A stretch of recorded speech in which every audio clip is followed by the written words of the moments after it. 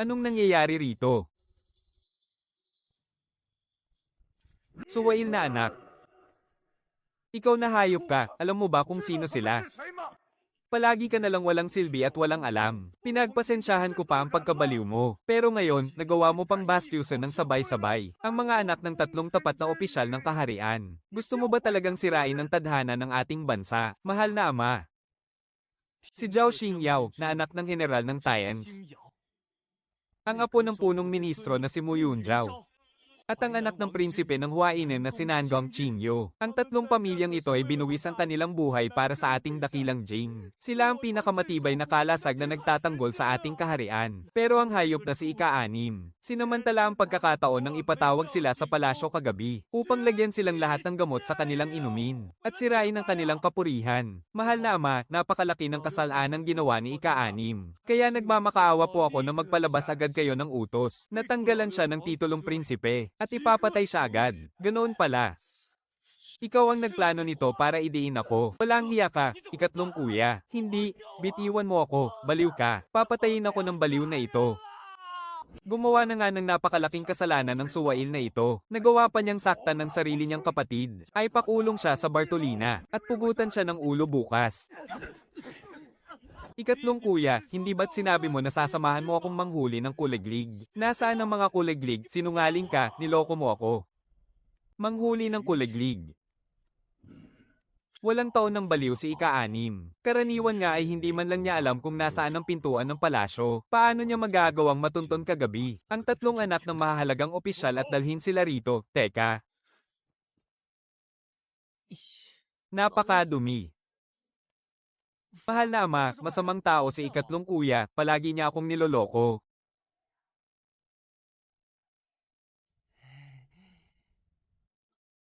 Mahusay ding magkunwari ang ika-6 na prinsipe. Ika-6. Nagsisinungaling ka. Masama ang pakiramdam ko kahapon kaya natulog lang ako sa aking silid magdamag, at hindi man lang kita nakita.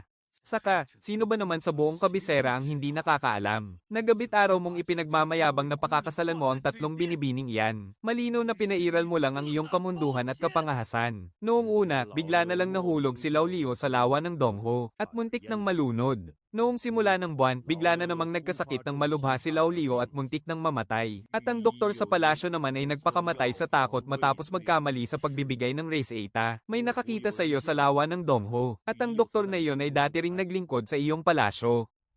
Lao San. Hindi kaya ikaw ang may gawa ng lahat ng ito?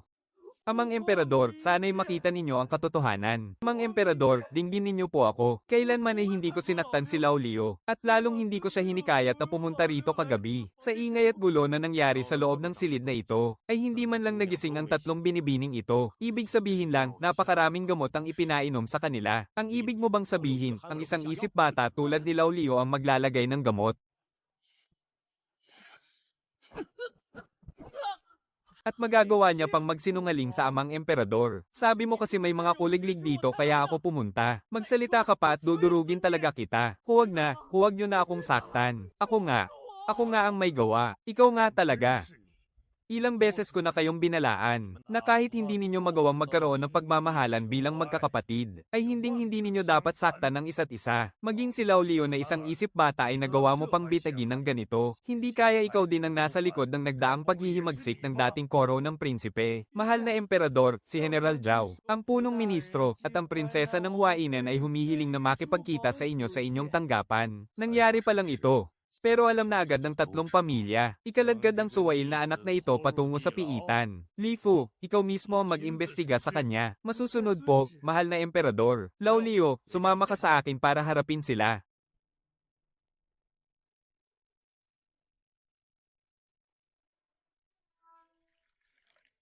Ang tatlong panganay na dalaga ng aking mga tapat na opisyal ay talagang napakaganda na, napakatalino pa. Ano kaya kung pumasok sila sa palasyo para maging aking mga kabiyak? Tiyak na ibubuhos ko ang aking buong puso sa pag-aalaga sa kanila. Sino ba namang gustong maging asawa mo? Matandang hakluban. Napakaswerte mo talagang bata ka. Lao Liu. Ano ba ang nararamdaman mo para sa tatlong binibining ito? Humihilik matulog si Zhao Xingyao. Si Mu Yunjiao naman, napakasungit at mailap sa unang tingin. At kagabi, si Nangong ang pinakamahigpit kong niyakap. Hindi yan ang tinatanong ko sa'yo. Ang ibig kong sabihin, gusto mo ba talaga ang tatlong binibining ito?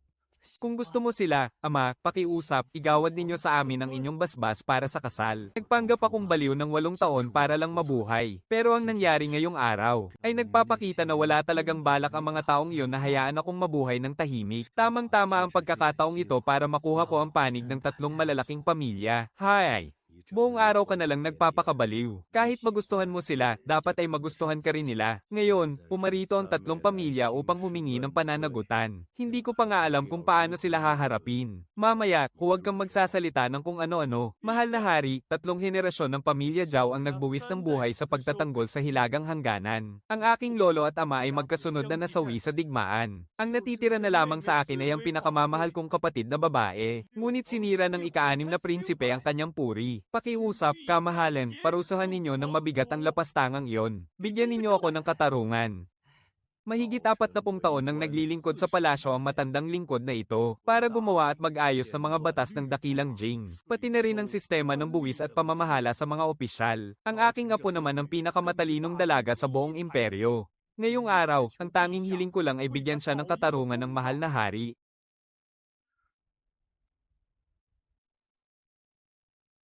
Kamahalan. Ang mga barbaro sa timog. Ang aking pamilya, ang hari ng Huainan, ang nakipaglaban sa kanila sa mapanganib at may lasong lupain na iyon. 20 taon kaming nakipaglaban at 3 anak na lalaki ko ang nasawi bago sila tuluyang napasuko. At ang natuyong kaban ng dakilang Jing ay napunan lamang dahil sa kontrol ng aking pamilya sa kalakalan ng asin at pagkain sa Jiangnan. Ako, na inyong lingkod, ay umaasa lamang na makakuha ng kasiyasang tugon. Pagkapasok pa lang, ipinagyayabang na agad ang kanilang mga nagawa para gipitin kami. Sa ganitong lagay, kapag hindi sila nasiyahan sa desisyon, siguradong magre-rebelde sila agad. Kayong lahat ay mga tapat at mahahalagang haligi ng aking kaharian. Tiyak na bibigyan ko kayo ng katarungan. Ngunit may hinala ako sa nangyari. Si Lao Liu ay biktima lamang din ng isang patibong ng masasamang tao. Gumagawa ba ng dahilan ng mahal na hari para sa ika-6 na prinsipe? Huwag kayong magmadali, aking mga ministro. Katotohanang binitag lamang siya ng mga taksil. Hindi sa gusto kong takasan ng aking pananagutan. Magdamag nang nagtatanong si Li Fu. Kapag natuklasan na ang katotohanan, tiyak na bibigyan ko kayo ng kasiyasang kasagutan. Kung ganoon, sa sinasabi ng mahal na hari, ay hindi makakapagbigay ng resulta ngayong araw. Kung ganoon, mamatay na lamang ako para patunayan ang aking katapatan, at hayaang ang prinsipe ng Huainan ang humingi ng hustisya. Prinsesa, huwag po kayong magpadalos-dalos. Bitawan mo ako, anong ginagawa mo?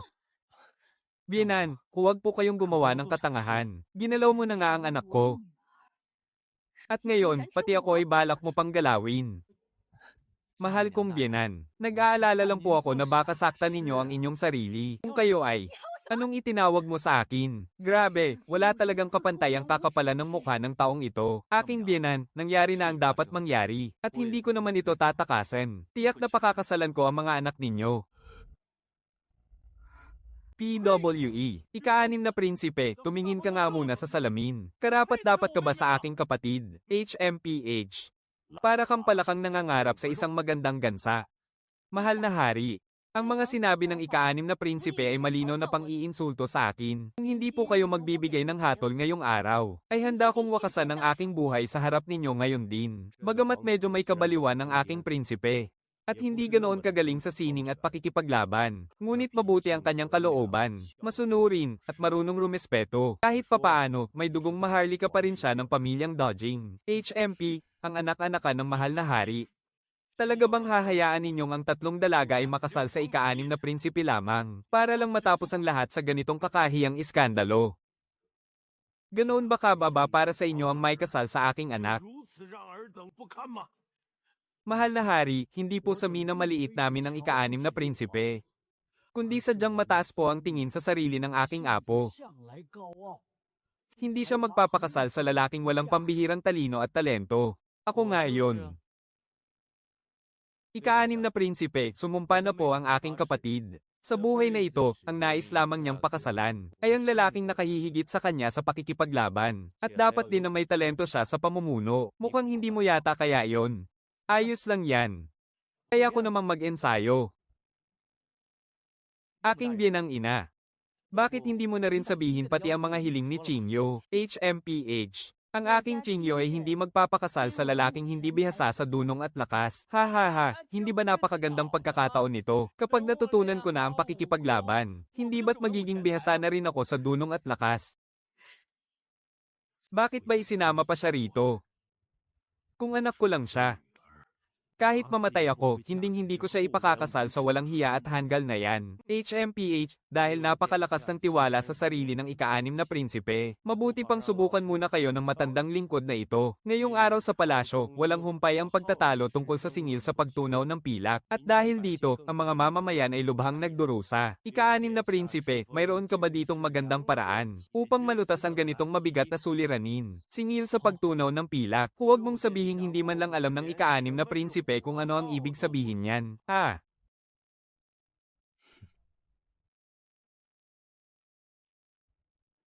Ang hanggal na ito ay hindi kailanman nakialam sa politika at hindi rin nag-aaral. Malamang na mapapahiya lang siya rito.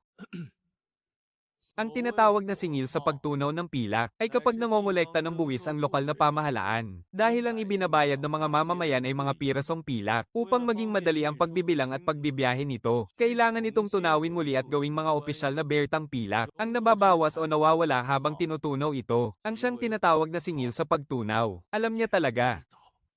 HMPH, hindi ka taka-taka na alam ng ika-6 na prinsipe ang pinagmulan niyan. Ngunit alam mo ba kung bakit ang mga opisyal ng kaharian ay walang katapusan sa pagtatalo tungkol dito? Ang nakukolektang buwis ng palasyo ay hindi maaaring mabawasan. Kaya naman, ang mga mamamayan ang dapat magbayad sa nawalang halaga matapos tunawin ang pilak. Ngunit kung magkano talaga ang dapat nilang punan, ay nakadepende lamang sa pasya ng mga lokal na opisyal.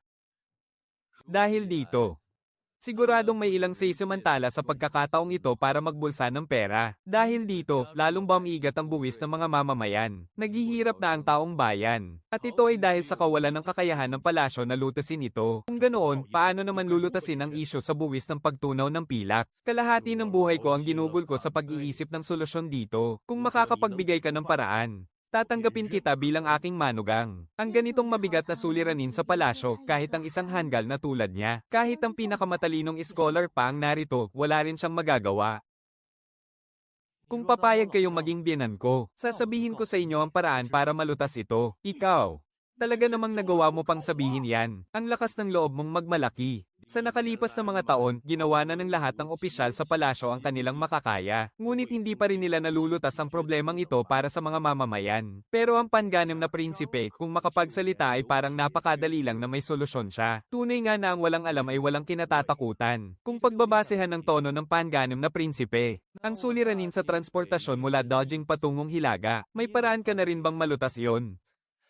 Kung gusto ninyong malaman, General Zhao, kailangan nyo munang maging bayaw ko, bago ko sabihin sa inyo ang solusyon.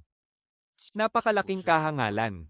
Panganib na prinsipe. Ito ay isang seryosong bagay na may kinalaman sa milyon-milyong mamamayan ng dodging sa hilagang hangganan. Hindi mo ito maaaring gawing biro lamang. Kung tatango kayo at sasang-ayon, malalaman ninyo kung nagbibiro lang ba ako o hindi. Kung ganoon, talaga palang magaling ang panganib na prinsipe sa parehong talino at lakas. Kung narito lamang ang hari ng Huainan, siguradong igagalang ka rin niya ng lubos at hihingi ng payo kung paano papayapin ang mga tribo ng Nanman. Aking biyenan. Bagamat nahahati sa iba't ibang tribo ang lupain ng Nanman, kapag nakaranas sila ng banta mula sa labas, nagkakaisa sila ng husto. Ito ang dahilan kung bakit ang aking biyenan ay matagal nang hindi mapayapa ang mga tribo ng Nanman. Ngunit ang inyong manugang ay mayroong napakahusay na plano para malutas ang problemang ito. HMP. Mahal na hari, pakinggan ninyo siya. Napakayabang ng panganib na prinsipe na magsalita ng ganyan. At napakatigas din ng kanyang ulo. Paano ninyo maaasahan na ibibigay ng isang matandang lingkod na tulad ko ang aking anak na babae para pakasalan niya? Maaaring walang pambihirang talino ang isang tao, pero hindi maaaring wala siyang alam sa sarili niyang limitasyon. At lalong hindi niya dapat kalimutan ang kanyang kalalagyan. Mahal na hari, kung ipagpipilitan po ninyo ang kasal na ito, ay hayaan ninyo ang ika-6 na prinsipe na sa loob ng isang buwan ay malutas ang problema sa kabuhayan ng mga mamamayan. Ang krisis sa hangganan at ang kaguluhan sa timog ang tatlong malalaking hamong ito. Kung talagang magagawa niya yon, bukal sa loob ng matandang lingkod na ito na ipakasal sa kanya ang aking apo. Ang tatlong suliraning ito, huwag nang asahang malulutas niyang lahat dahil kahit isa lang sa mga yan ang maayos niya, ay maituturing na siyang isang pambihirang henyo. Mahal na hari, sumasang-ayon din rin po ang inyong general sa desisyong iyan. Tunay ngang napakatalino ng ating punong ministro. Napakatalino ng taktikang ito ng pag-atres upang sumulong. At sa utak ni Ling Feng, na tila may kulang, huwag nang asahang maresolba ang isyo ng buwis sa pilak. Dahil kahit ang mga simpleng pamamahala ay hindi niya kayang hawakan. Mahal na hari, ako na po ang magpapasya para sa aking asawang prinsipe. Kung mapapayapa ng ika-6 na prinsipe sa loob ng 1 buwan para sa aking asawa, ang mga rebelyon sa timog, ay papayag akong may kasal sa kanya si Qing Yu. Ngunit kung hindi niya ito magagawa, hinihiling ko po na alisan ninyo ng titulo ang ika-6 na prinsipe at gawin siyang karaniwang tao. Saka ipatapon sa napakalayong lugar. Mahal na hari, naniniwala rin po ang matandang lingkod na ito na tama ang sinabi ng may bahay ng prinsipe ng Huainen. Sige, isang kasunduan.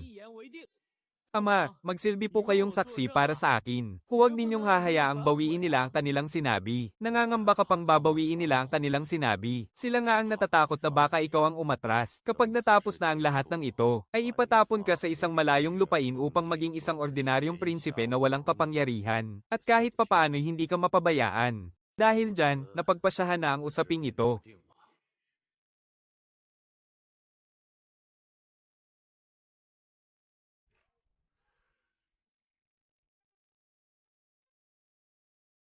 Bagaman biktima lamang ako ng patibong kagabi, ngunit dahil nangyari na ang lahat, haharapin ko ang aking responsibilidad. Isang mahinang babae lamang ako, kaya kung ano ang sabihin mo, iyon ang masusunod. Ngunit natitiyak kong hindi ito palalampasin ni na Xingyao at Qingyu. Pareho silang mahusay sa sining ng pakikipaglaban, lalo na si Xingyao. Isang babaeng general sa hukbo, na may pambihirang galing sa pakikipaglaban.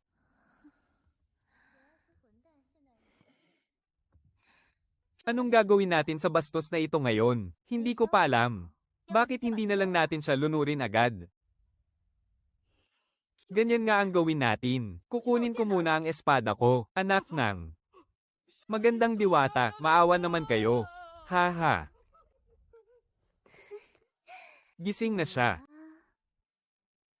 Tatlong magiting na binibini. Pwede naman natin itong pag-usapan ng mahinahon. Ate Xingyao, eto o. Akalain mo ngang isang tila mahinang babae na katulad mo, Muyunjao, ay may dala-dala palang patalim. Bastos. Balak mo ba akong patayin, asawa ko? Kung talagang matatapang kayong tatlo, pakawalan niyo ako. Lalabanan ko kayo ng tapatan. Sigurado ka na ba talaga riyan, ika-6 na prinsipe? Syempre naman. Pero dahil asawa kita, hindi ko tututuhanin ang laban sa'yo. Kung ganoon, bibigyan ko ng pagkakataon ng ika-6 na prinsipe. Ako na ang haharap sa'yo. Aking asawa, huwag kang mag-alala, hindi kita sasaktan. Sige na, aking asawa. Mamaya, kapag nayakap ko lang ang bewang mo, ituturing ng panalo ako, ano sa tingin mo? Sige, payag ako.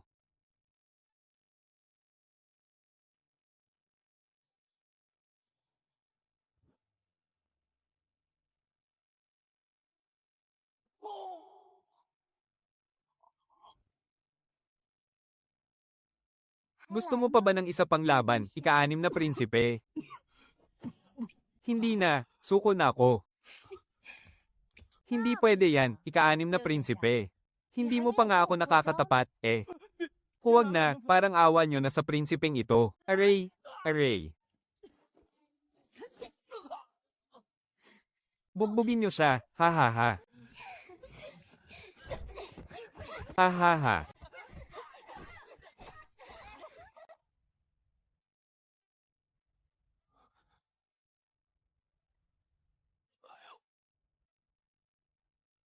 Ngayon, naniniwala na kaming may nagbitag lang sa iyo. Pero hindi pa rin tama ang ganitong kalapitan sa pagitan ng lalaki at babae. Kaya naman, dapat mo kaming bigyan ng malinaw na pananagutan dito. Gagawa ako ng isang kasunduan sa inyong tatlong pamilya. Sa loob ng 1 buwan, lulutasin ko ang problema sa armas ng pamilya Zhao. Aayusin ko ang gulo sa loob ng pamilya mo. At tutulungan ko si Haring Huainen na sugpuin ng banta ng mga timog na barbaro. Kapag nagawa ko yon, ipakakasal ninyo ang inyong mga sarili sa akin. Pero kapag nabigo ako, handa akong ng aking katayuan at maging isang karaniwang tao, at ipatapon sa napakalayong lugar. Ikaw, pangarap mo pang pakasalan kaming tatlo. Nangangarap ka ng gising, nangako ako.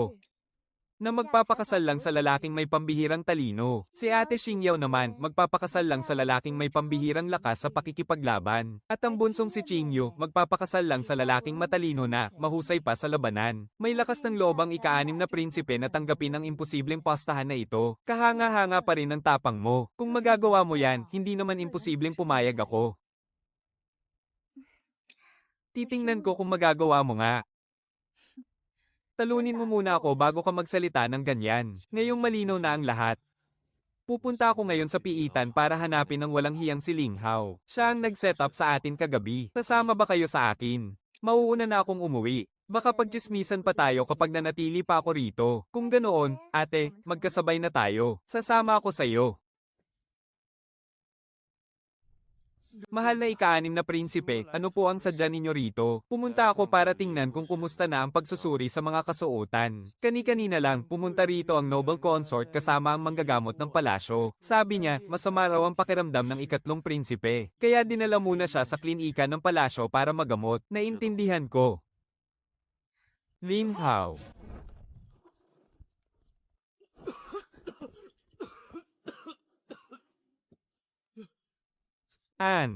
Anong ginagawa mo rito?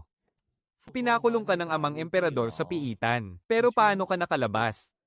At nagpapakasarap ka pa rito. Sinungaling. May sakit ako, kaya inilabas ako rito ng aking ina. Anong pagtakas ang sinasabi mo? May sakit pero nagagawa mo pang lumamon at magpakalasing ng ganyan. Halika rito at ako mismo ang gagamot sa'yo. Lalabanan kita.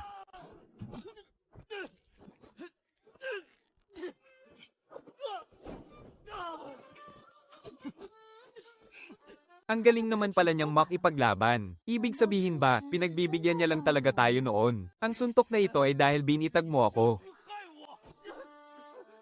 Si pangalawang kuya ang nag-set up sa'yo. Hindi ako, ang suntok na ito. Ay para sa karangalan ng 3 kong asawa. Lagi mo silang gustong pakasalan. Hindi ba tinutulungan lang naman kita? Sumasagot ka pa talaga. Ang suntok naman na ito ay dahil binitag mo kami. Bakit hindi mo pa ako hinayaang tuluyang makuha sila? Putya naman, pati ba naman yan, isisisi mo sa akin. Sabi sa mga bali-balita, ang pang-6 na prinsipe raw ay kasing duwag ng daga. Palagi pa siyang mukhang baliw at sinto-sinto araw-araw. Bakit parang naging ibang tao siya ngayon?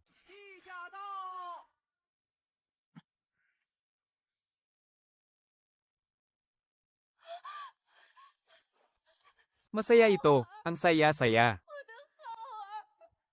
Ikaw na tampalasan ka, bakit mo siya binugbog? Kahit pa naging sinto-sinto ka pagkatapos pumanaw ng iyong ina, dapat alam mo pa rin kung paano makisama ng maayos sa iyong mga kapatid. Pero nagawa mo pa rin paulit-ulit na saktan ng husto ang sarili mong kuya. Ito ay malinaw na pananalaki, at ngayon ay narito ang noble consort, para lamang paratangan ng pang-6 na prinsipe na siyang nanalaki. Isang malaking krimen yan na pwedeng ikapugot ng ulo. Baka gusto lang nilang samantalahin ng pagkakataon para mapupuksa siya. Si ika-3 kuya naman talaga ang naglagay ng gamot kagabi para ay set up ako. Ano ngayon kung binugbog ko siya? At saka, hindi ba't itinapon na sa piitan si ika-3 kuya? Bakit siya nasa rito ngayon? Mahal na hari, kahit nagkamali si Haor, anak niyo pa rin po siya at isa pa ring prinsipe. Kasalanan ko rin po dahil hindi ko siya naturuan ng maayos. Ipinapangako ko po na didisiplinahin ko siya ng mahigpit sa mga susunod na araw. Sumasamo po ako, mahal na hari, patawarin niyo na po siya sa pagkakataong ito. Huwag ka nang magpanggap, tumayo ka na riyan, lumuhod, at humingi ng tawad. Amang hari. Nagkamali po ang inyong anak. Sana po ay patawarin niyo ako, Amang Hari. Patawarin mo rin sana ako, pang-6 kong kapatid. Amang Hari, talagang naging hanggal si ika-3 kapatid sa pagkakataong ito. Handa po akong samahan si ika-3 kapatid para humingi ng tawad kay pang-6 na kapatid. Pang-6 na kapatid, kahit gaano pa naging hanggal ang iyong ika-3 kuya, kapatid pa rin natin siya sa huli. Nabugbog mo na naman siya ng husto, kaya patawarin mo na siya sa pagkakataong ito. Kapag nagkakamali si na ika-2 kuya at ika-3 kuya, lagi silang pinoprotektahan ng noble consort. Kaya sige, palabase na lang natin na ako ang may kasalanan sa pagkakataong ito, ayos ba?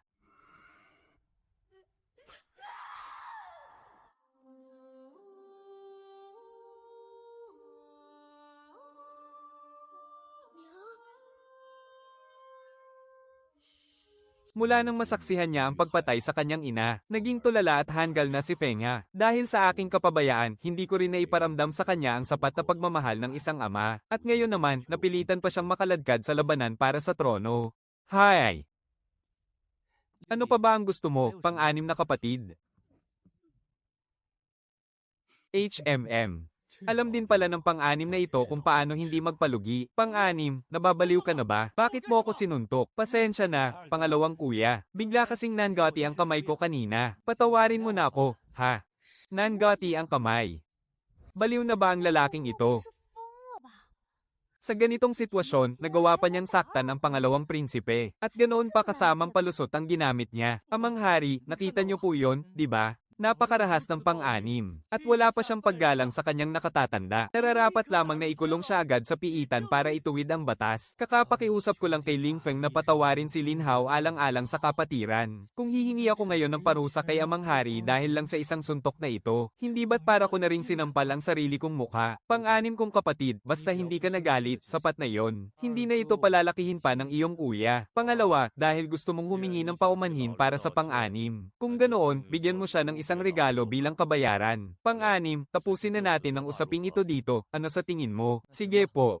Pero pwede po bang ako mismo ang pumili ng regalo sa mansiyon ni pangalawang kuya? Pumayag talaga siya, bakit parang hindi ko na maintindihan ang nangyayari? Huwag na nating sabihin na may proteksyon ng noble consort ang ikatlong prinsipe. Pero sinuntok mo ang ikatlong prinsipe, at agad kang pinaratangan ng noble consort ng malaking kasalanan. Nakiusap pa ang pangalawang prinsipe para sa'yo, tapos sinuntok mo rin ang pangalawang prinsipe sa mismong harapan niya. Hindi nagalit ang pangalawang prinsipe, tapos pinabibigyan pa ng emperador ang pangalawang prinsipe ng regalo bilang paumanhin sa'yo. Nasisiraan na ba ng bait ang emperador? Hoy, sa pangmamaliit mong iyan sa aking amang hari, gusto mo ba talagang magulo ang katahimikan sa mansiyon ng Tyans? HMPH. Ikaw na isang matapang na lalaki, tiyak na hindi mo alam kung gaano ka lang naging maswerte.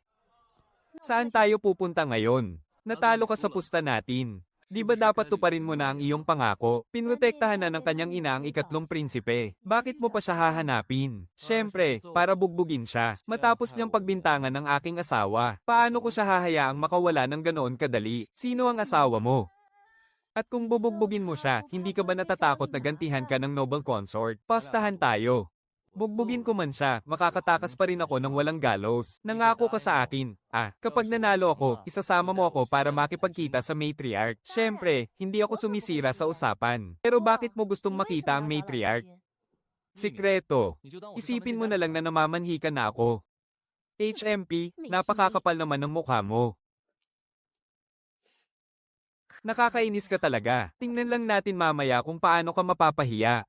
Magandang araw po, Lola. Nagpupugay po si Fengha sa inyo, Lola. Lola agad ang tawag mo sa kanya. Seryoso ka ba talaga sa pamanhikan mo? Ano nga uli ang itinawag sa akin ng ika-anim na prinsipe na ito? Oh, bayaw, narito ka rin pala. Napakakapal talaga ng mukha ng taong ito. Aking sinta, huwag ka namang mahiya. Ipakilala mo naman ako sa iba pa nating kasama. Isang kagalang-galang na prinsipe, pero napakakapal ng mukha. Tunay na kaiyahiya. Sinasabi ng marami na walang silbi at tanga ang ika-anim na prinsipe. Ngayong nakaharap ko na siya. Mas malala pa pala siya sa mga naririnig ko. Kahit isa ka pang prinsipe, kailangan mo pa ring magpakita ng tunay na kakayahan. Bago ka maging karapat dapat na manugang ng pamilya Zhao. Mahal na ika-anim na prinsipe, ipagpaumanhin niyo po ang pagkukulang ko sa paggabay sa kanila. Masyado pong naging mapagmataas ang mga kamag-anak ko. Sana po ay hindi niyo ito mamasamain, mahal na ika-anim na prinsipe. Siyempre naman. Tutal, may nangyari na sa amin ni Xingyao. Kaya sa hinaharap, pamilya ko na rin kayong lahat. Kahit na medyo bastos sa mga salita nyo, hindi ko na yon mamasamain pa. Sige, mang-insulto at mang-asar pa kayo. Ituloy nyo lang. Isang salita ko lang tungkol sa nangyari sa amin, tiklop na kayong lahat. Walang hiya ka, kailan pa may nangyari sa atin. Tama na yan, huwag kayong mag-eskandalo rito. Ginoong Zhongmo, nagbaba na ng kautosan ng emperador. Nasa loob ng isang buwan, kailangang tulungan ng ika-anim na prinsipe. Ang pamilya Zhao nalutasin ng matinding problema sa hangganan. At kapag nagtagumpay siya, Siya mismo ang magbabasbas sa inyong pagpapakasal. HMP, hindi kailangan ng tahanan ng Tayans na diktahan ng ika-6 na prinsipe, kung hindi man ito kaaya-ayang pakinggan. Nakatapak na ba ang ika-6 na prinsipe sa hangganan ng digmaan? O nakapamuno man lang ng mga hukbo sa labanan? Mahal na prinsipe, payo ko sa iyo na matuto kang lumugar. Bumalik ka na sa iyong palasyo habang maaga pa. At kalimutan na nating nangyari ang lahat ng ito, Lola. Nailabas na ang utos ng emperador. Kaya pakiusap, mag-ingat po kayo sa inyong pananalita. HMP, mag-ingat sa pananalita. Ang espadang tagapagtanggol ng bansa na mismong ang yumaong emperador ang naggawad noon. Nang mamatay sa labanan ng aking kabiyak para ipagtanggol ang dodging. Inangkin lang iyon ng pangalawang prinsipe para sa kanyang sarili. Ang tanging espada na iyon ang karangalan ng tahanan ng Tayans. At patunay ng anak na dugo ng ating mga magigiting nakawal.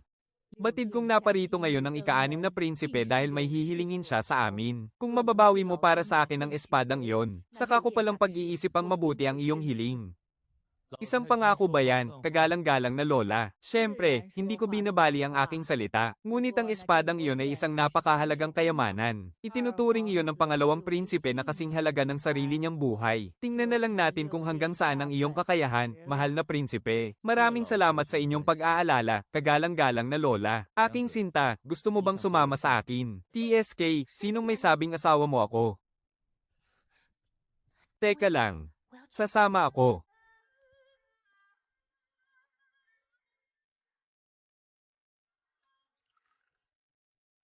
Mahal na prinsipe. Humihingi po ng pahintulot ang ika-6 na prinsipe na makipagkita sa inyo. Sabi po niya, naparito raw siya para pumili ng regalo. Papasukin po ba natin siya? HMP, huwag na huwag mo siyang papapasukin dito sa loob ng bakuran. Ayaw ko siyang makita. Dalhin mo siya ng diretso sa bulwagan ng kayamanan. At hayaan mo siyang pumili ng kahit anong gusto niya doon. Mahal na prinsipe. Kailangan ko po bang itago muna ang ilan sa mga mamahaling antigo at mga pinta? Huwag na. Sakitid ng utak ng Hangul na yan. Alam ba niya kung ano ang halaga ng mga lumang gamit at pinta? Ba?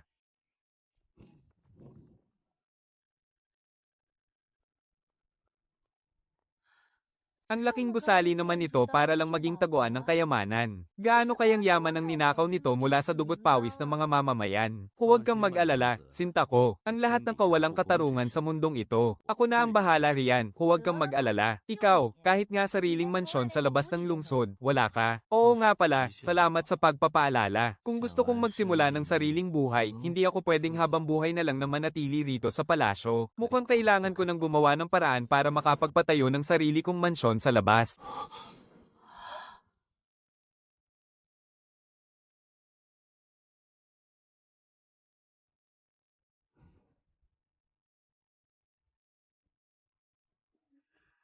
Sabi ko na nga ba, walang muwang talaga ang ika-6 na prinsipeng ito. Tuloy po, ika-6 na prinsipe. Sinabi ng ikalawang prinsipe, na maaari ninyong piliin ang kahit anong kayamanan dito. Tuloy po kayo. Napakayabang, mapangmatang nilalang. Hanapin mo na agad ang espada ng kaharian. Habang wala pa rito si Ling Zun, kunin na natin ito at umalis na tayo agad. Humayo ka muna at magtawag ng mga kasama natin. Ako naman ay magtitingin-tingin muna rito. Teka, ano nga ulit ang sinabi mo? Sinasabi ko sa iyong magtawag ka na ng kasama, kaya dal-iyan mo na. Kung hindi, huwag mo nang asahang makukuha mo pa ang espada ng kaharian. Bakit kailangan pang magtawag ng kasama? Sino naman ang tatawagin ko? Akala mo ba hindi ko alam? Napalihim tayong sinusundan ng mga tauhan mula sa mansyon ng Tayans. Huwag ka ng maraming daldal. Sige na, tawagin mo na sila. Bakit umalis ang isa? Ika-6 na prinsipe, nakapili na po ba kayo? Ang mga naririto sa loob ng bulwagan ng kayamanan. Bawat isa ay napakahalaga at walang kapantay ang halaga. Kung nahihirapan po kayong pumili, maaari po akong pumili para sa inyo. Sa bagay, hindi nga ako marunong pumili. Samahan mo ako sa susunod na 2 palapag para makita ko. Sige po, masusunod. Sa tingin ko po, ika-6 na prinsipe, ay hindi pa kayo nakakakita ng ganito karaming pambihirang kayamanan. Ngayong araw, ipapakita ko sa inyo kung ano ang totoong kayamanan para mamulat ang inyong mga mata. Ang ikatlong palapag na ito ay puno pala ng mga sandata. Teka, tingnan mo kung paano nakalagay ang espada sa gitna. Ito kaya ay isang maalamat at walang kapantay na sandata. May matalas po kayong mata, ika-6 na prinsipe. Iyan po ay isang tunay at napakabihirang kayamanan. Totoo nga, napakabihirang kayamanan ito. Huwag po. Ika-6 na prinsipe, iyan po ang pinakaingat-ingatang kayamanan ng bulwagan ng kayamanan. Hindi po papayag ang ika-2 prinsipe na kunin ninyo ang bagay na iyan. Narito ako para pumili ng kayamanan sa utos ng emperador. Bakit hindi ko pwedeng kunin? Kahit si Lingzhen pa ang dumating, kailangan niya pa rin sumunod ng walang reklamo. Talaga bang ipagpipilitan ng ika-6 na kamahalan ang gusto niya? HMP? Bakit? Gusto mo ba akong pigilan sa pagnanakaw mong ito sa kayamanang ito? Hindi ka ba natatakot na kapag nalaman ito ng ika-2 kamahalan, hindi ka na makakalabas ng buhay sa mansiyong ito? Isa ka lamang mahinang tao na may hawak lang ng titulong prinsipe. Isang walang silbi, ano ang laban mo sa ika-2 kamahalan? Sige, sige. Ang taga na ito ng ika-6 na kamahalan ay hinding-hindi makakalimutan ng matandang lingkod na ito. Isusumbong ko kagad ito sa ika-2 kamahalan. Kung may lakas ka ng loob, huwag kang aalis.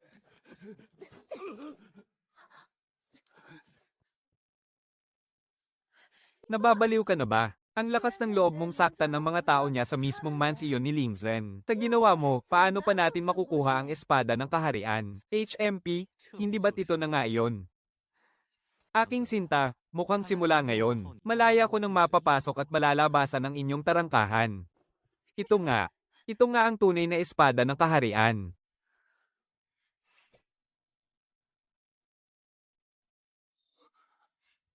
Ngayong hawak na natin ang espada ng kaharian, hindi ba dapat na tayong umalis? Aalis, paano magiging sapat ang isang espada ng kaharian lang? Paano naman ang mga naghihirap nating mga mamamayan? Hindi ba't kailangan din natin silang tulungan?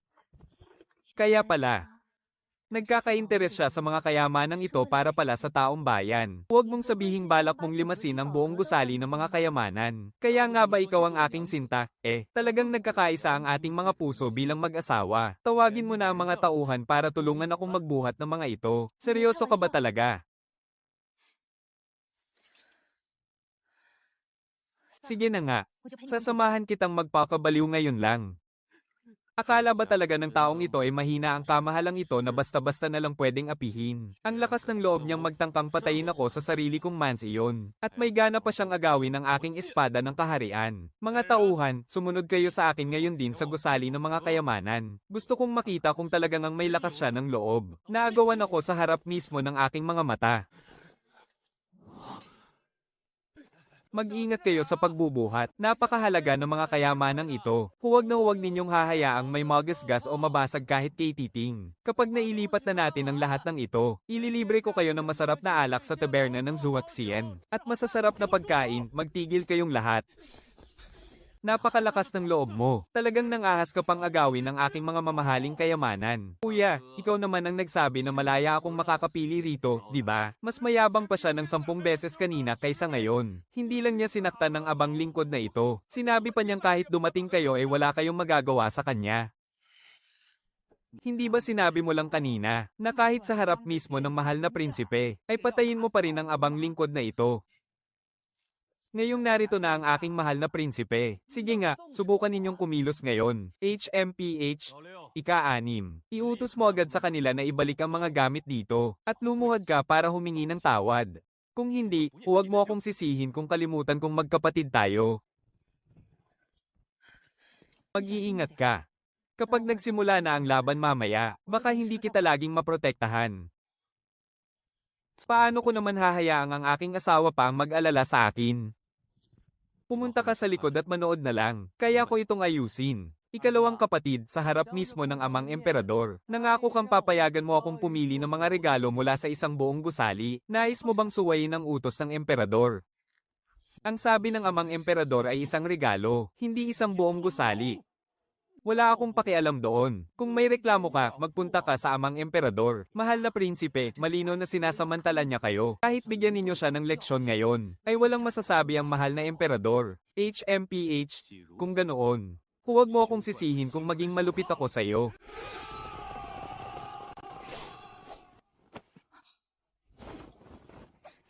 Napakakapal ng mukha mo. Ano bang pinagmamalaki mo? Aking asawa, manood ka na lang muna sa likod.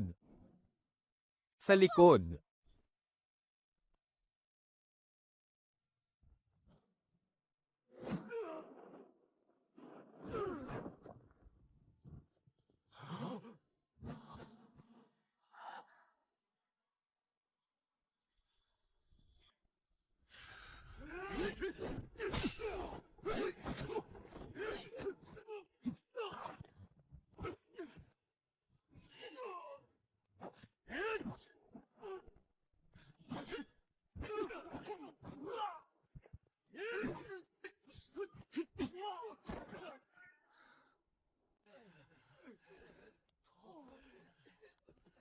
Ikalawang kapatid, maaari ko na bang kunin ang mga regalo ko? Kay kung ganoon. Maraming salamat nga pala, ikalawang kapatid. Ano pang tinatayo-tayo ninyo riyan? Hakutin nyo na ang mga gamit at aalis na tayo. Oo po, sige, kilos na kayong lahat.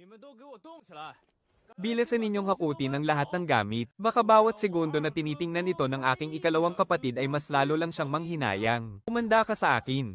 Ipapararanas ko sa iyo ang impyerno kung saan hihilingin mo ang kamatayan ngunit hindi mo ito makakamtan. Kung ganoon ka naman pala kalakas lumaban, bakit sinasabi sa mga sabi-sabi na isa kang walang silbi? Nagkunwari ka lang pala. Kung ganoon, bakit ganyan ang suot mo? May nakita ka na bang sira-sira ang isip na normal magdamit? Ano sa tingin mo, aking sinta? Ngayong nabawi ko na ang espada ng Zing para sa inyo. Nagregalo pa si ikalawang kuya ng napakaraming pambihirang kayamanan. Bilasan mo at pumili ka na ng marami rito. Isipin mo na lang na dot ko ito para pakasalan kita. Kailanman ay hindi ko naman nagustuhan ang mga ginto, pilak, at alahas. Ang espada ng Zing lang ang kailangan ko. At saka, kung gusto mong pakasalan kita, walang silbi ang mga ginto at alahas. Ang lalaking para sa akin, kailangang maging magiting at matapang. Bakit, hindi ba naging sapat ang katapangan ko ngayong araw, sinta? Medyo okay naman. Pero hindi pa sapat. Sige, yaw-yaw. Kung ganoon, dalhan mo rin ito sina Yuio at Chow Chow. Tutal, pare-pareho ko naman kayong mga asawa. Hindi ko naman kayo pwedeng tratuhin ng hindi pantay. Yaw-yaw. Yuio, Chow Chow. Anong klaseng nakakadiring tawag ba yan? Bawal mo kaming tawagin ng ganyan. At isa pa, hindi rin sila papayag dahil lang sa mga alahas na yan. Napakasalan ka, aking asawang yaw-yaw. Magiging mga asawa ko rin kayo balang araw. Nakipagpustahan sa akin ng tatlo ninyong pamilya, hindi ba? Lalo ka pang nakakadiri ngayon, naghahanap ka ba ng gulo? Tamang-tama, makakapag-ensayo pa ako sa'yo. Tingnan natin kung kaya mo akong talunin.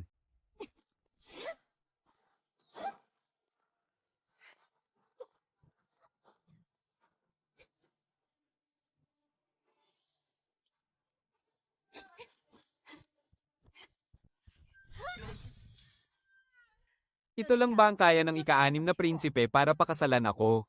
Aking asawang yaw-yaw. Akala mo ba talaga ay walang magagawa sa iyo ang asawa mo?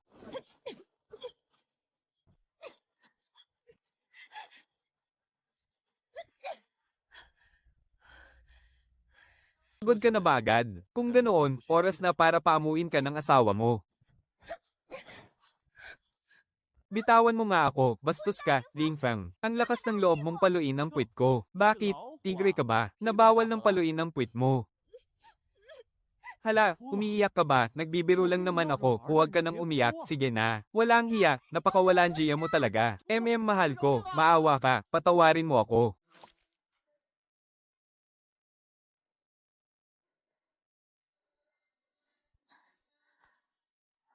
Aray, ang sakit-sakit.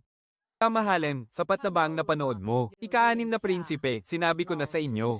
Maliban na lang kung maibabalik ninyo ang espada ng Zhenguo. Kung hindi, wala kayong karapatang pumasok sa pintuan ng aking tahanan ng Tians. Lola.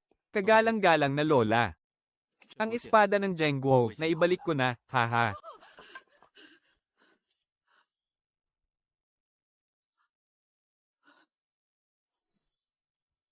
Ito nga ang espada ng Zhenguo. Aking Panginoon. Tingnan ninyo, nagbalik na ang espada ng Zhenguo sa ating tahanan ng Tians.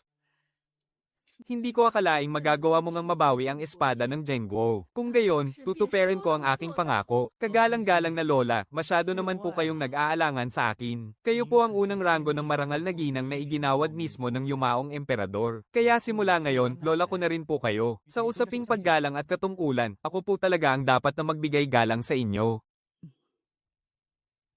Lola, sinaktan po niya ako kanina. Tumigil ka nga sa kalokohan mo. Sa galing mo sa pakikipaglaban, kahit ang 3 o 2 ordinaryong tao ay hindi mo kapantay. Paano ka naman magagawang saktan ng ika-6 na prinsipe? Ang ika-6 na prinsipe ay isang napakatalinong tao na nagkukunwari lamang na mangmang. At isa pa, isa siyang maharlikang prinsipe. Paano niya magagawa ang isang bagay na makasisira sa kanyang dangal? Lola naman, bakit po kayo ganyan? Aalis na ako.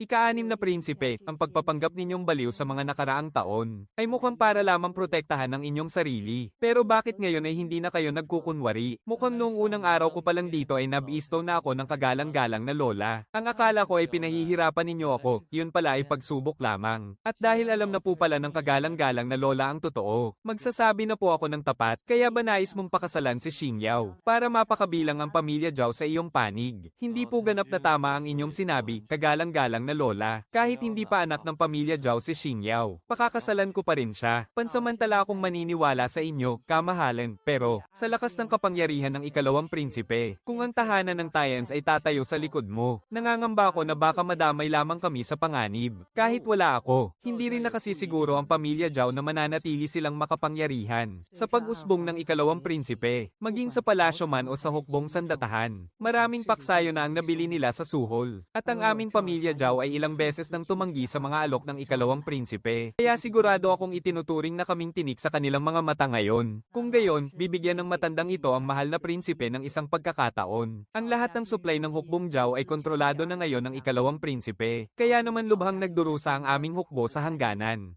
Kung kaya ng mahal na prinsipe na malutas ang problema sa pagkain at supply ng hukbong Zhao, pati na rin ang usapin sa mga sandata, ibibigay sa iyo ng matandang ito ang espada ng imperyo at ang hukbong kilin ng Zhao, nang sabay.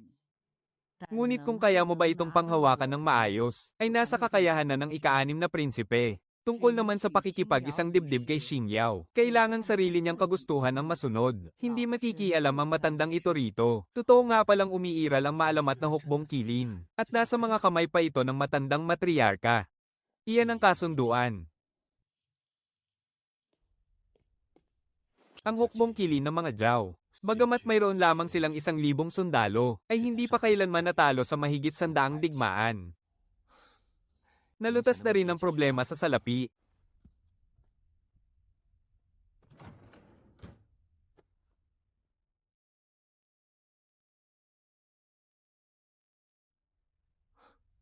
Hindi ko na kailangang magkunwaring tanga pa. Hawak ko na halos ang buong puwersang militar ng pamilya Zhao. Ang susunod na hakbang ay ang pagkontrol sa palasyo. Aking mga pangarap. Darating na ako.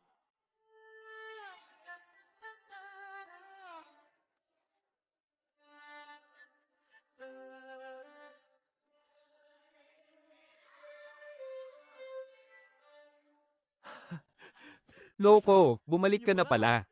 Mahal na prinsipe, labis akong nang ulila sa inyo. Pagod na pagod ako. Mahal na prinsipe, nagugutom na po ako. Halika, isasama kita sa pamilya mo para kumain ng masasarap na pagkain. Napakabuti ninyo talaga, mahal na prinsipe. Tara, pumasok na tayo. Nagbibigay galang po sa ika-6 na prinsipe. Anong meron sa araw na ito? Bakit napakaraming tao rito sa mansyon ng mga mo?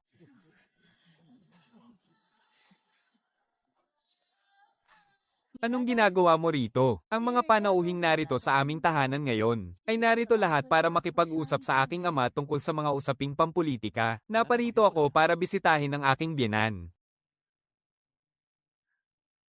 Hindi ka dapat naparito ngayon. Hindi nga talaga matatawaran ng ika-6 na prinsipe bilang isang anak ng emperador. Isang kumpas lang ng kamay mo, ganyang uri ng karaniwang bagay na agad ang ibinigay mo. Sino siya para magsalita sa ngalan ng pamilya mo? Ako ang nakatatandang pinsan ni Yun Zhao. Natural lang na kinakatawan ko ang pamilyang mo. Hindi maganda ang tiyempo ng pagpunta ninyo rito ngayon, mahal na ika-6 na prinsipe. Kasalukuyang abala ang aking tiyuhin sa pakikipagpulong tungkol sa mga usaping pang-estado. Kaya mas mabuting umalis na muna kayo ngayon. Rating ko pa lang nga rito sa inyo, ay bigla na lang siyang sumulpot para palayasin ako. At talagang hindi mo ba siya sasawayin? Ikaw naman ang mismong pumunta rito para ipahiya ang sarili mo. Kung gusto mong manatili, ipakita mo ang sarili mong kakayahan. Karapat dapat nga si Mu Yunjao sa bansag na pinakamatalinong babae sa buong kaharian. Nakuha niya agad ang ibig kong sabihin sa isang tingin ko lang. Kung ayaw mong mapahiya ng husto, mas mabuting umalis ka na ngayon din. Mukhang may kakaibang ugnayan talaga kayo ng ating pangalawang binibini. Nagagawa ninyong magkaunawaan gamit lamang ang inyong mga mata. Tahimik lang ang ika-6 na prinsipe at hindi nagsasalita. Pero ayaw naman niyang umalis. Napakakapal talaga ng mukha niya. Ito ang huling payo ko sa'yo. Sa kawalan mo ng talino, hinding-hindi ka magiging karapat-dapat sa aking pinsan. Nagkakamali ka yata sa sinabi mo, kapatid na Wensheng. Nakapasok naman sa Imperial Academy ang ika-6 na prinsipe noon. Kaya lang, natanggal din siya doon kinalaunan. Mahal na ika-6 na prinsipe, ang lugar na ito ay para sa pag-aaral at pag-uusap tungkol sa pamamahala. Kung wala ka namang balak mag-aral dito, mas mabuting. Umalis ka na lang agad. At isa pa, sino ba naman ngayon ang hindi nakakaalam na winasak mo ang puri ni binibining mo? Tapos ngayon, may gana ka pang pumunta rito nang walang kahihiyan. Sobra-sobra na ang pambabastos mong ito. Ang dalawang manliligaw mo na to. Ako ba talaga ang pinaparinggan nila o ikaw ang pinapahiya? Kung ganoon, pagnilayan mo ang ginawa mo. Tinulungan ako ng mahal na prinsipe na makalusot sa sitwasyong ito. Bakit nananatiling tahimik ang ika-6 na prinsipe? Dahil ba alam mong ikaw ang nagkamali kaya hindi ka na makaimik? Mas mahirap harapin ang pangalawang binibining ito kaysa kay Xingyao. Medyo napapagod na ako. Mauupo muna ako roon saglit. Napakatalino at tuso naman ng Wei Ming na ito. Teka lang, sandali, may sasabihin ako sa'yo. Ang daya mo naman, alam ko namang kinasusuklaman mo rin ang mga taong yan. Pero ginamit mo pa rin ako para gawin ang maruming trabaho mo. Walang humpay ang tawag sa akin ng ika-6 na prinsipe ng asawa ko. Nagreklamo ba ako sa'yo kahit kailan tungkol doon? Saan naman galing ang hampas lupang yan? Tabi, bitiwan mo ako. Sabi ng bitiwan mo ako. Tama, ang lakas ng loob mo, Ling Feng. Bakit mo hiniyaang saktan kami ng mga tauhan mo? Sisiguraduhin kong pagbabayaran mo ito ng matindi. Mukhang tapat na tapat sa iyo ang alipin mong yan. Anong nangyayari sa labas? Bakit napakaingay? Tiyo, nag-aaral lang naman po kami kung paano mamuno. Pero bigla na lang kaming itinapon sa labas ng mga tauhan ng ika-6 na prinsipe. Ama. Inutusan ng ika-6 na prinsipe ang mga katulong niya na ipahiya kami. Dapat siyang parusahan ng matindi. Dahil ba prinsipe ka, may karapatan ka ng ipahiya ang lahat. Tiyak na maghahain ako ng sakdal laban sa iyo sa harap ng kamahalan. Hanggang ngayon, wala ka pa rin binibigay na resulta para sa seremonya ng hudyat ng apoy. Tapos ngayon, pumunta ka pa rito para manggulo. Ano ba talaga ang balak mo, Amang Biyenan? Kung sadya ko mang manggulo rito, maaaring magpatotoo si Yun Zhao. Naparito ako ngayon para sabihin sa inyo ang paraan ng paggawad ng parangal para sa hudyat ng apoy. Paggawad ng parangal para sa hudyat ng apoy. Dahil kasalukuyan ninyong pinag-uusapan ng mga ministro ang pamamahala, bakit hindi na lang natin ay lahad ang kanya-kanya nating panukala at argumento? Iyan din ang gusto ko. Nitong mga nakaraang taon, patuloy na nakakaranas ng tagtuyot at baha ang iba't ibang panig ng dodging. Nagpadala naman ng palasyo ng pondo para sa tulong. Ngunit sa kasamaang palad dahil sa sunod-sunod na kalamidad at sa talamak na korupsyon ng mga lokal na opisyal, halos walang natitirang tulong na nakakarating sa mga mamamayan. Para lang mabuhay.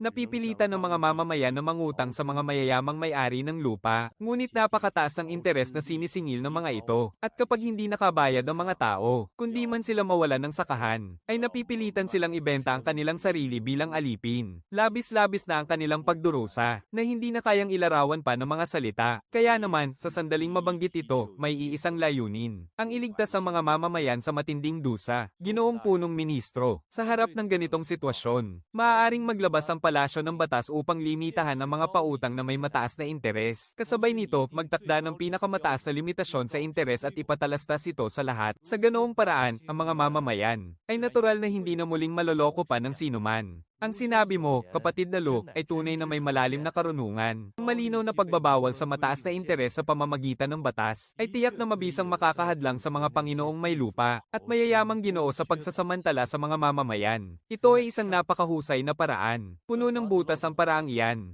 Tingnan mo ang mga mukha ni na matandang Ginoong mo at Yun Zhao. Halatang alam nilang hindi makatotohanan ng panukalang iyan. May katuturan naman ang sinabi ni Ginoong Lu. Ngunit nais kong malaman, ika-6 na kamahalan, kung may naisip na po ba kayong paraan. May balak nga akong ipatupad ang batas sa pautang ng luntiang sibol. Taon-taon, sa 2 panahon bago mahinog ang mga pananim. Maaaring payagan ng mga mamamayan na humiram ng pondo sa pamahalaan. Maaari nilang bayaran ng kalahati ng utang kapag nagbayad ng buwis sa tag-init, at bayaran ng natitira sa buwis sa taglagas. Kung talagang wala silang kakayahang magbayad dahil sa kahirapan, maaari nilang gamitin ang kanilang inaning palay bilang pambayad. Sa ganoong paraan, magkakaroon ng pagkakataon ng mga mamamayan na makabawi, habang lumalago naman ang kita ng palasyo sa buwis. Maituturing itong isang bato, 2 ibon. Ika-6 na kamahalan, ang panukalang ito ay nakadepende pa rin sa mga lokal na tanggapan ng pamahalaan. Ang mga lokal na opisyal, upang maabot ang kanilang kota, ay tiyak na pipilitin ang mga mamamayan na mangutang, at pagkatapos ay tataasan ng interes sa pagbabayad, upang ibulsa ang labis na kita para sa kanilang sarili. Kung magkakagayon, hindi ba't halos walang pagkakaiba ito sa kasalukuyan nating kalagayan? Ministro Lu, ang aking batas sa luntiang sibol ay hindi isang nakabukod na batas. Ito at ang batas sa pagbabalik ng buwis sa tunaw na pilak ay magkatuwang na parang 2 mukha ng iisang barya. Ika-6 na kamahalan, pakipaliwanag po ng mas detalyado. Simulan muna natin sa buwis sa tunaw na pilak. Magtatakda ng permanenteng singil sa buwis para sa buong lalawigan. Pagkatapos, hahayaan ng mga mamamayan na sila mismo ang magbalot at maghulog ng kanilang pilak na pambayad buwis sa kahon ng pamahalaan. Sa gayon, ang pera ay hindi nadadaan sa kamay ng mga tiwaling kawani at tauhan ng pamahalaan. Pagkatapos nito, ang lahat ng pilak na buwis ay buong-buong ipapadala sa kabang yaman ng lalawigan, upang ihati sa pondong panatili ng katapatan. Sa pamamahala, at sa tulong sa kalamidad 3 tanging pondo. Ang mga talaan ng kwenta ay gagawin sa 3 kopya at itatabi ng pamahalaang bayan, ng lalawigan, at ng sentral na pamahalaan. At buwan-buwan, ipapaskil ito sa publiko upang makita ng lahat kung magkano ang eksaktong halaga na ibinayad ng bawat pamilya, kung saan napupunta ang pera, kahit sino ay pwedeng mag-imbestiga. At kapag napatunayan ng sumbong, may gantimpala pa silang matatanggap. Ang patakaran ng WOHAW ay matatag na naitatag. Pagkatapos ay ipapatupad na ang pautang para sa mga magsasaka. Magpapautang sa mga mamamayan mula mismo sa kaban ng bayan. At ang puhunang gagamitin ay manggagaling mismo sa pampublikong pondo ng WOHAW. Ang mga lokal na opisyal ay magpapatala at magtatala lamang ng mga pangalan.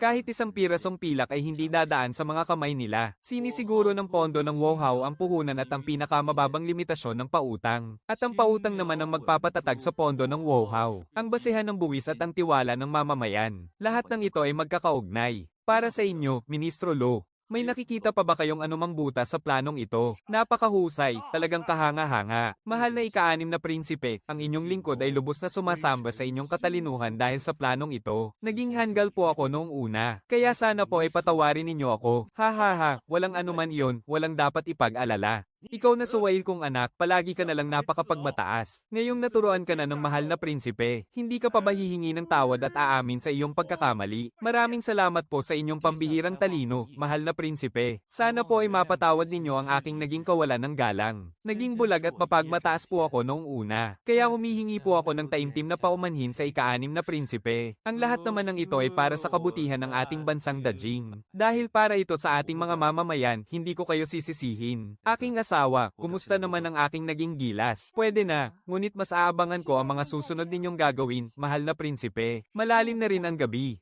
Mauuna na po akong bumalik sa aking silid upang magpahinga, mahal na prinsipe. Kung gusto ko siyang makuha sa aking panig, tila kailangan ko pang magbuhos ng kaunting pagsisikap. Oras na rin siguro para bisitahin ang tahanan ng 3 ginang.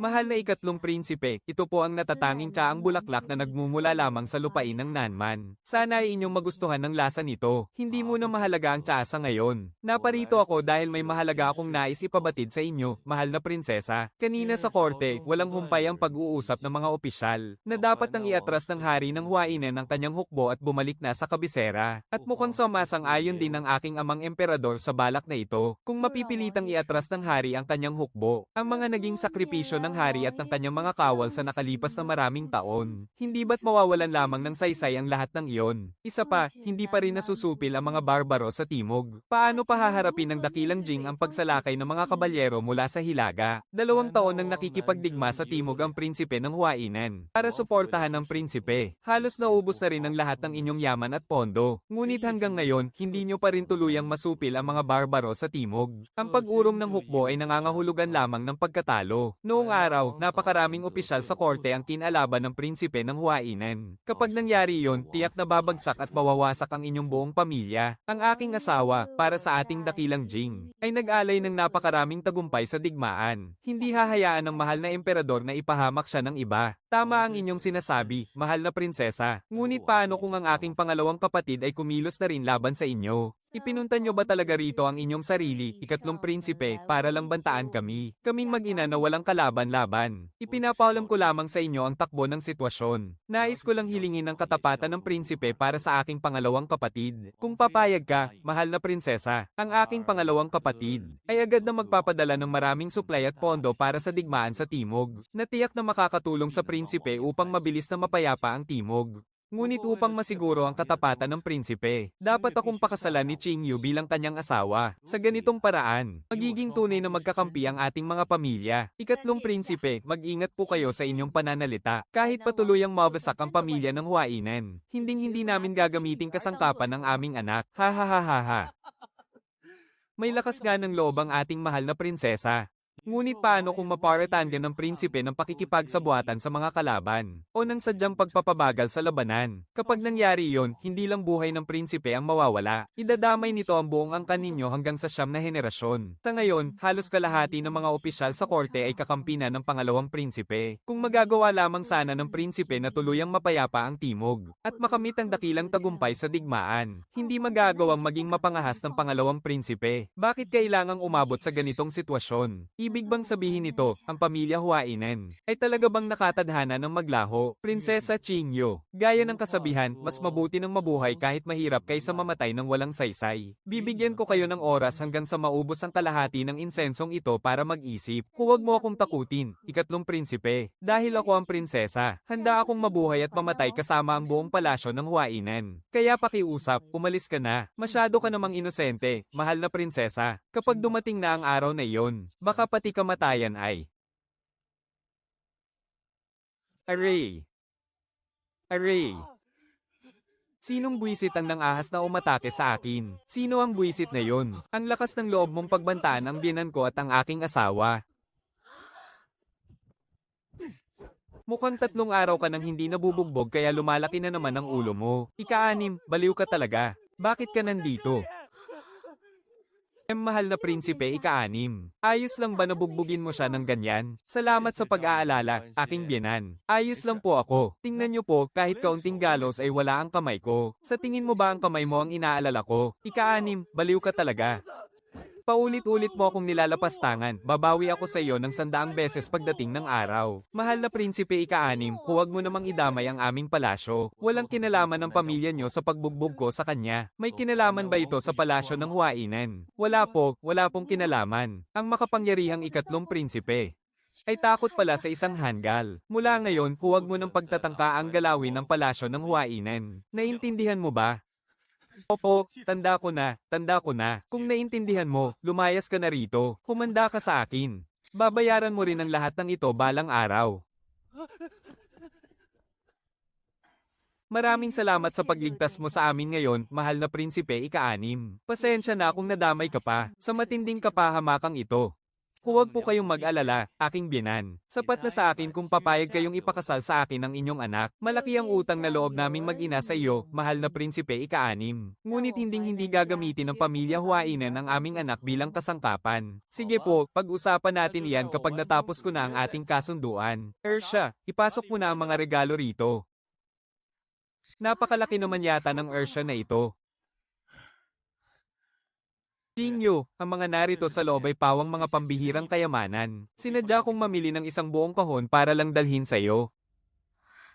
Ibig bang sabihin, kapag ibinenta ang mga kayamanang ito, ay matutugunan na natin ang kakulangan sa mga supply sa hangganan. Mahal ko, binanggit mo ba ang supply sa hangganan? Bakit? Hindi ba ito ipinamahagi ng palasyo? May mga bagay po na hindi ninyo batid, ika-6 na prinsipe. Halika po rito, maupo muna kayo. Napakahaba na ng naging digmaan ng Panginoon laban sa mga barbaro sa timog. Walang bilang ang mga labanang naganap, malaki man o maliit, at napakalaki rin ang nagastos para sa mga pamilya ng mga nasawing kawal. Ang mga pondo ng military militar, mula sa buwan-buwan ay naging kada 2 hanggang 3 buwan na lang. Mula nang suportahan ng ikalawang prinsipe ang mga kalaban ng pamilya ng prinsipe, agad silang nanamantala sa sitwasyon para gipitin at pahirapan ng husto ang Panginoon. Kaya naman ngayon, lumipas na ang 6 na buwan na walang natatanggap na kahit anong supply. Hindi man lang ba iniisip ng mga taong ito na ang kapayapaan sa katimugang hangganan ang tanging paraan para mamuhay ng payapa ang mga mamamayan ng ating bansa. Ginagawa ito para sa kapakanan ng lahat ng tao, at hindi lang para sa kapakanan ng aming rehiyon sa timog. Nakapagpasya na kami, kahit pa maubos ang buong kayamanan ng aming pamilya, basta't masiguro lang ang kapayapaan ng mga mamamayan sa timog. Sapat na iyon para sa amin. Pagdating ng araw na iyon, ako at ang Panginoon ay magre-retiro na kasama si Ching Yu para mamuhay ng tahimik sa bukid. Kung ganoon, magkano pa bang pondo sa militar at tulong sa mga pamilya ang kulang ng ating biyenan? Ika-6 na prinsipe, nag-iisa lang po kayo, hindi po makabubuting makialam kayo rito. Malaking tulong na po na nailigtas ninyo kami ni Ching Yu ngayon. Hindi ko po alam kung paano kayo pasasalamatan. Huwag po kayong mag-alala, aking biyenan. Dahil nagbabalak akong pakasalan si Ching Yu. Ang problema ng palasyo ng Huainan ay problema ko na rin. Prinsipe, mas mabuti pa pong protektahan ninyo ang inyong sarili. Hindi ninyo sila kayang labanan. Ang pag-unlad ng pamilyang ito hanggang ngayon ay utang sa aming si Ching Yu. Bata pa lang siya ay napakahusay na niya sa matematika. May pambihira siyang talento sa negosyo. Ang lahat ng negosyo ng pamilya Huainan. Noong 15 taong gulang pa lang si Ching Yu ay siya na ang namamahala sa lahat. Sana po ay huwag ninyong mamasamain, ika-6 na prinsipe. Ang dahilan kung bakit kami tumutol sa kasal ninyo ni Ching Yu ay dahil unti-unti nang humihina ang pamilya Huainan ngayon, at maaari kaming tuluyang bumagsak anumang oras. Una sa lahat, ayaw po parentang madamay pa kayo, prinsipe. Pangalawa, kayo ang ika-6 na prinsipe, at wala kayong maidudulot na anumang tulong sa palasyo. Nang araw na iyon, sinabi ko na sa prinsesa ang plano para supulan ng mga rebelde sa timog. Naniniwala akong noon pa man ay naintindihan na ng prinsesa kung gaano kahusay ang planong iyon. Nagtataka nga ako kung bakit hanggang ngayon ay hindi pa rin ito ipinapatupad. Iyon pala ay dahil may lihim na dahilan sa likod nito. Ang pondo ng hukbong Zenan ay nasa ilalim ng pamamahala ng kagawaran ng pananalapi. Pondo lang naman para sa hukbok, hindi ba? Ako na mismo ang kukuha niyan para sa inyo ngayon din. Ika-6 na prinsipe, hindi po biro ang bagay na ito. Mas mabuting huwag na kayong makialam dito. Bago ako pumunta rito, nagkataong nakasalubong ko ang ministro ng pananalapi sa tahanan ng punong ministro. At nagkaroon kami ng isang napakapalakaibigang pag-uusap. Kung nagtitiwala ka sa akin, sumama ka sa akin sa kagawaran ng pananalapi. Sinisiguro kong mababawi ko ang inyong pondo ngayong araw na ito. Siguro nga, handa akong magtiwala sa ika-6 na prinsipe. Tutal, wala naman ng mas lolol pa sa sitwasyon natin ngayon. Sasamahan ko siya roon. Opo, Ginoo. Noong isang araw, natapos ng bilangin ng mga buwis mula sa iba't ibang rehiyon. Sa kabuuan, may 3,324,546 na tel ng pilak. Paano ninyo po gustong hatiin ang perang ito, Ginoo? Ginoo, noong nakaraang kalahating buwan, nagpadala ng tao ang ikalawang prinsipe rito sa kagawaran ng pananalapi. Sabi niya, ang kanyang palasyong pambakasyon ay kailangan daw kumpunihin ngayong taon. At nais niyang humiram sa atin ng kaunting pilak. Magkano naman ang hihiramin niya? 1,000,000 tel ng pilak. Hindi ba't noong nakaraang 2 taon lang nakumpuni ang palasyong pambakasyon ng ikalawang prinsipe? Bakit kailangan na naman itong kumpunihin ng napakabilis? Tila hindi naging maayos ang pagkakagawa noong huling beses. Hanapin mo ang mga nagtayo niyan at papanagutin sila. Tama po kayo, Ginoo. Ang ikalawang prinsipe. Napakalaki ng naging ambag niya na buong pusong nagpakapagod para kumpunihin ang palasyong pambakasyon na iyan para sa bayan. Sa ganyang kalaking proyekto, hindi ba't mas mabuting pahiramin natin siya ng 2,000,000 tel? May punto ka riyan, Ginoong Lo. Ginoong Chen, ihanda mo na ang lahat ayon sa napag-usapan. Pero Ginoo, kung ipapahiram natin ang lahat ng pilak na iyon sa ikalawang prinsipe, paano naman ang mga gastusin natin para sa buwang ito? Wow. Napakabukas palad naman ni Ministro Lo. Kung ganoon, bakit hindi mo rin ako pahiramin ng 2,000,000 tel ng pilak? Pagpupugay sa ika-6 na prinsipe mula sa inyong hamak na lingkod. Ministro Lu, maaari naman nating ituring ang isa't isa na mabuting kaibigan, hindi ba? Kaya huwag na tayong mahiya sa isa't isa. Sino ba ang nagsabing kaibigan kita? Kung hindi ka lang isang prinsipe, hindi ka man lang karapat-dapat na magbitbit ng aking mga sapatos. Ano nga palang sadya ng ika-6 na prinsipe sa aking kagawaran ng pananalapi? Wala naman, ginagaya ko lang ang aking pangalawang kuya. Nais ko lang manghiram kay Ministro Lu ng 1 o 2 milyong pilak para may magastos ako. Mahal na prinsipe, prinsipe, kayo ay isang maharlika, bakit nyo naman kakailanganing mangutang? At isa pa, ang pondo ng kagawaran ay pag-aari ng kaharian. Ako ay isang simpleng ministro lamang, kaya hindi ko magagawang magdesisyon sa bagay na yan. Ikaw na isang walang silbing prinsipe, may lakas ka pa talagang manghiram ng pilak para sa pamilya Huainan. Bakit hindi mo muna tingnan ang sarili mo sa salamin? Sa tingin mo ba ay may sapat kang halaga? Bakit ang pangalawang kuya, nakahiram? Bakit ako, hindi pwede? Ika-anim na prinsipe, mukhang nagkakamali kayo ng narinig. Mula pa noong unang panahon, wala pang prinsipe na ng utang sa kaban ng kaharian. Itatanong ko sa huling pagkakataon, magpapahiram ka ba o hindi? Mahal na prinsipe, wala po talaga kaming ganoong patakaran sa pangungutang. Ha? Nababaliw na ba siya? Napakahina naman ng suntok ng prinsipe. Mas malakas pa siyang sumuntok kapag ako ang binubugbog niya. Binubugbog ka niya, naglaban ba kayo? Kailanman ay hindi ako nanalo sa kanya. Narito ka sa kagawaran ng pananalapi. Ang lakas ng loob mong manakit ng isang mataas na opisyal sa harap ng madla. Isusumbong kita sa kanyang kamahalan. Sa asal mong iyan, Lu Hongsheng, tingin mo ba ay karapat-dapat kang maging opisyal? Uulitin ko ang aking tanong sa huling pagkakataon. Magpapahiram ka ba o hindi? Haharap ako sa Emperor para magsumbong. Lu Hongsheng. Ito na ang huling babala ng prinsipeng ito. Papahiram mo ba ako o hindi? Magpapahiram na ako. Tingnan mo nga ang sarili mo. Noong pumasok ako, sinabi ko namang magkaibigan tayo. Pero nagmatigas ka pa ring ituring akong iba. Ngayong nabugbog ka na. Natauhan ka na ba sa wakas? Ersha, bilasin mo. Pumasok ka sa loob at ilabas mo ang mga pilak. Ginoong Lu, napakaraming pilak nito. Kung kaming dalawa lang ni Ersha, mukhang hindi namin ito kayang ubusin. Bakit hindi mo nalang lubos-lubusin ang iyong kabutihan? Magpadala ka ng ilang tauhan para tulungan kaming ilabas ito. Chen Zuo, pumunta ka at magtawag ng ilang kawal para tulungang ilabas ang mga pilak para sa ika-anim na prinsipe. Masusunod po, Ginoo.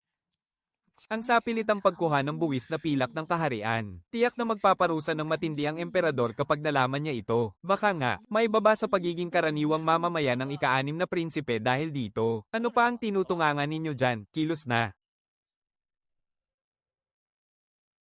Tunganga pa kayo, maya-maya lang ay baka magbago na ang isip ni Ginoong Lu. Ano bang ginagawa ko? Nahuhulog ba talaga ang loob ko sa isang baliw? Saan tayo pupunta ngayon? Siyempre, kailangan na nating ipamahagi agad ang kompensasyon. Kapag hindi natin ito ginawa ngayon, baka hindi na natin ito maipamigay mamaya. Nagpapasalamat ako sa tulong ng ika-anim na prinsipe para sa mga kawal ng Huainan. Ngunit, hindi mo na kailangang maging formal sa akin, binibini. Tiyak na pinuntahan na ng matandang iyon ang aking amang emperador. Ligtas naman ako, walang mangyayaring masama sa akin. Pero kapag nalaman ito ng aking ama, tiyak na pipilitin niya akong ibalik ang lahat ng pilak na ito. Kaya kailangan nating hanapin agad ang prinsesa para abisuhan ng mga pamilya ng hukbong Zenan. At sikaping maipamahagi na ang lahat ng kompensasyon. Maraming salamat, Lin Feng. Mukhang madali lang talagang amuhin ang batang pinuno, hindi katulad ng pangalawa kong asawa. Pumunta ka agad at abisuhan ng pangalawang prinsipe. Isalaysay mo ng buong detalye sa kanya ang lahat ng nangyari rito. Kapag hindi kita napababa sa pagiging karaniwang mamamayan, Lin Feng, magiging apo mo ako.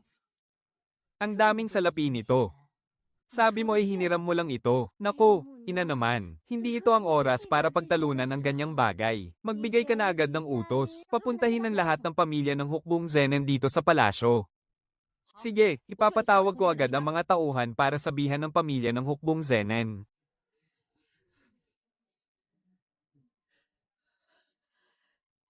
Makukuha na ba talaga natin ngayon ang perang tulong? Pinapante na nga tayo ng prinsesa rito sa palasyo ng Huainan. Siguradong totoo nga iyon. Labas na ang mga pilak. Ibuhos ninyo ang lahat ng pilak sa bakuran. Ha, pilak nga. Totoo nga, mga pilak nga, ito. Ito na nga, sa wakas, makukuha na natin ang perang tulong. Nagpapasalamat po ang matandang ito sa inyo, mahal na prinsesa. Lola, huwag po, hindi niyo po kailangang gawin yan. Ang inyong mga anak ay mga sundalo ng aking palasyo ng Huainan. At itinuturing din namin silang sariling pamilya rito. Ang pagkakataong makuha ninyo ang perang tulong ngayon, ay dahil sa tulong ng ika-6 na prinsipe. Sinugal niya ang kanyang buhay, para makuha ang mga pilak na ito mula sa kagawaran ng pananalapi. Mabuhay ang ika-6 na prinsipe. Huminahon po muna kayo, mga kababayan. Unahin muna nating ipamahagi ang perang tulong sa inyo. Aking biyenan, magmadali na po kayo. Baka magka-problema pa kapag nagtagal tayo. Ipamahagi ito base sa listahan ng mga pangalan.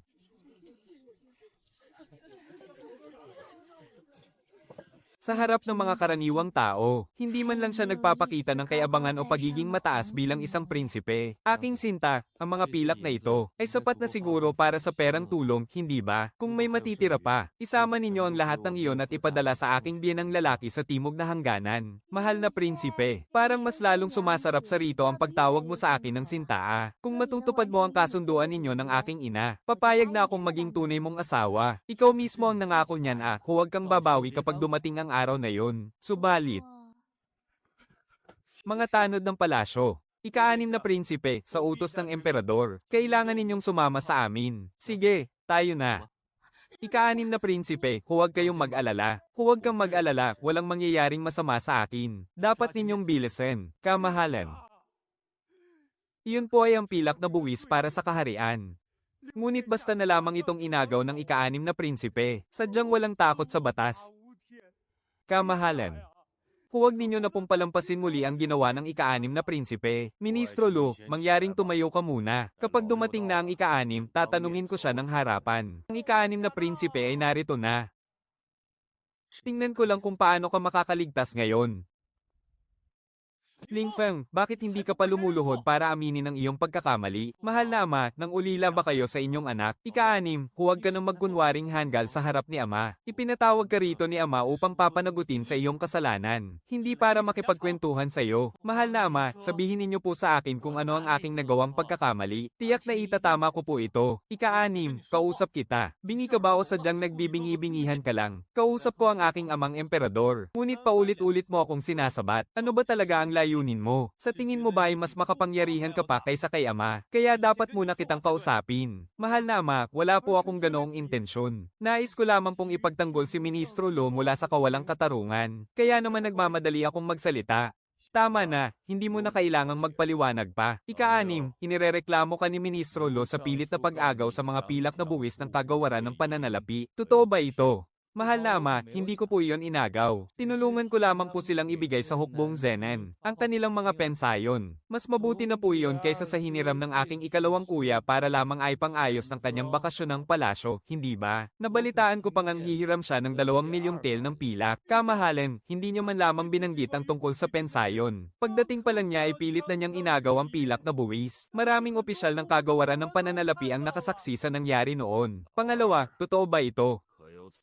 Mahal na ama, hinding-hindi po iyan totoo. Maayos naman po ang aking bakasyon ng palasyo, at hindi nito kailangang kumpunihin pa. Lalong hindi po ako nang hiram ng pera sa kagawaran ng pananalapi. Kung ganoon, sinisiraan ka lamang ng ika-6.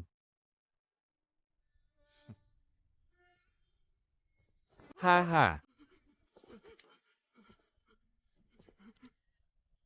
Sabihin mo nga sa sarili mo, meron ba o wala? Kamahalan, sa pagkakaalam po ng inyong abang lingkod. Bago pumarito ang pang-6 na prinsipe, abala siya sa kanyang palasyo sa pamamahagi sa pamilya ng hukbong Zenan ng mga tulong pinansyal sa mga naulila. Ito ay nagpapakita ng kanyang tapat at busilak na puso, bagamat hindi angkop ang kanyang naging paraan. Ngunit tama naman ang kanyang layunin. Nagawa pa nga ng pang-6 na iyan na lutasin ang isa sa aking mga alalahanin. Noong nakaraan, palagi lamang nahahadlangan ng kakulangan sa kaban ng bayan. Kaya hindi ko nagawang ipamahagi agad ang mga tulong pinansyal. Ministrong Luo, dahil ganoon pala ang nangyari. Ano kaya kung palampasin na lamang natin ang bagay na ito? Kung patuloy ko pa itong ipipilit, baka sakaling matuklasan pa ang lihim kong pangungurakot ng pondo. Lalo lamang akong mapapahamak. Walang hiyang pang-6 na iyan. Nakaligtas ka na naman sa kapahamakan. Kamahalan.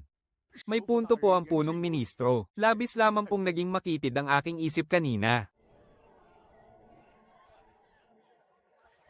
Nabalitaan mo ba? Dadalo rin ang pang-anim na prinsipe sa pagtitipong ito. Ang pang-anim na prinsipe, ang tinutukoy mo ba ay ang Hangal na iyon? Siya nga.